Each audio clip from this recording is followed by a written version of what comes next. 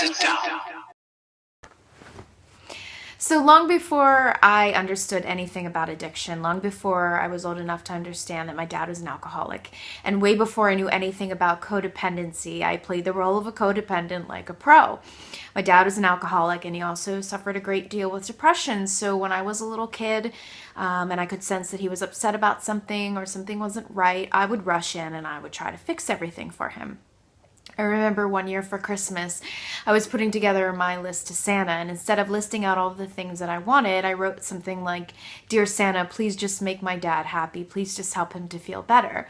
And as a kid, my gestures were considered cute because I was daddy's little girl, I was completely innocent. But as I got older and as my dad grew more depressed and as he started to lean a lot more on alcohol, I morphed from this little girl that just wanted her dad to be happy into a full-grown, full-blown codependent adult that was completely obsessed with my dad's well-being. And as an adult, the more tangled and the more hooked and the more consumed I became with my dad's life and the dramas he was involved in or whatever mess he was in at the time, the more miserable and unmanageable my life became.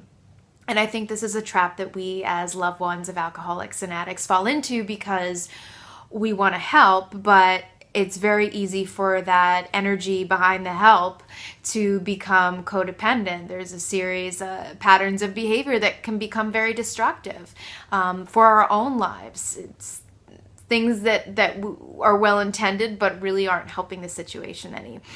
I think for us to be able to move beyond codependency, we need to start talking about these things despite the shame, despite the embarrassment. We need to start just opening up about what we're going through.